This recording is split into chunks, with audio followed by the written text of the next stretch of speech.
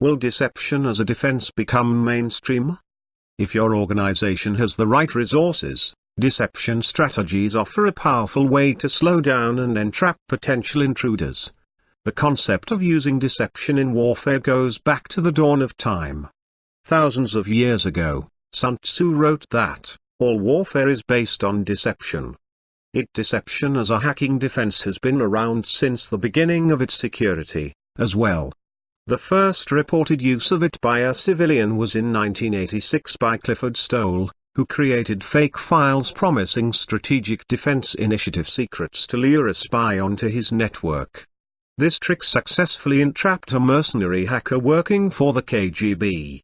If you've never read The Cuckoo's Egg, Tracking a Spy Through the Maze of Computer Espionage, I highly recommend it. It's a seminal work in the field of cybersecurity. What is deception as a defense, specifically? The most common deceptive tool is the honeypot, a fake server or network service that is meant to attract attacker attention and secretly record information about their actions. As Lance Spitzner, the progenitor of honeypots for cyber defense, said, Whatever we designate as a honeypot, it is our expectation and goal to have the system probed, attacked, and potentially exploited. A good honeypot could be a database server appearing to store thousands of credit cards. A hot target full of data is a great lure, especially if it appears to have weak access controls and is missing patches. Deceptive tools can also be false networks and routes created to trick or entrap attackers inside your network and draw them away from key resources. Deceptive tools can also include fake data stores such as fake payment card numbers or doctored intellectual property, planted the way Cliff Stoll did. A good trick is to plant honey tokens, which are tagged usernames and passwords for attackers, and then watch where they are used elsewhere. The HoneyNet project has a comprehensive list of deceptive tools. One thing we know for sure, deception has value in a cyber defense. Fred Coyne proved this in 2001 by performing red team testing against networks using deception versus a control group. An interesting thing he uncovered was that even on networks without deceptive devices deployed, red team attackers were slowed down. As any Dungeons & Dragons player will tell you, constantly checking for traps takes time and energy away from pillaging and plunder. To quote Dr. Cohen's study, deception works.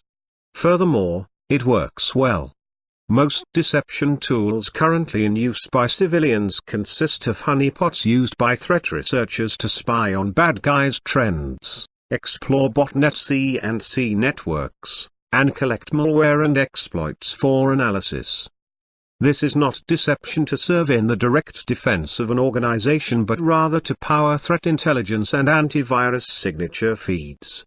Outside of civilian usage, experts have reported off the record to F5 Labs researchers that honeypots and deceptive defenses are used within law enforcement and military organizations. However, that work is secretive and difficult to describe for obvious reasons. Despite all the tools and positive research, why hasn't deception as a defense caught on in mainstream cyber defense? It could be as John Maxwell said, most people are more satisfied with old problems than committed to finding new solutions. Without a major championing organization, a deceptive security control will never be featured on any mainstream best practice list. This means it won't appear on any compliance checklist, either, so no auditor would ever accept it as a real control. What CISO has time or budget for extra credit? Many CISOs' budgets are driven by compliance and best practice requirements. Without the outside blessing of deceptive tools, it's hard to justify the money and personnel to support such a tool. There are other downsides to deception. For one, having fake booby-trapped resources on your network can confuse your IT operations team when they trip over them. If you tell the IT staff about the deception, you run the risk of leakage or informing a malicious insider. Also, the legal department may feel that active measures such as deception could represent a potential liability. Lastly, Deception works best when it is tailored to the environment and matches the current IT infrastructure. This means that deceptive work needs to be customized and unique with out-of-band alarm mechanisms. So, deploying, maintaining, and monitoring deceptive tools requires a significant workload. Very few organizations have that many cycles to spare.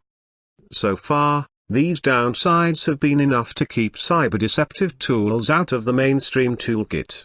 However, if your organization has resources and wherewithal, they are worth exploring as powerful tools to slow down and even trap potential intruders.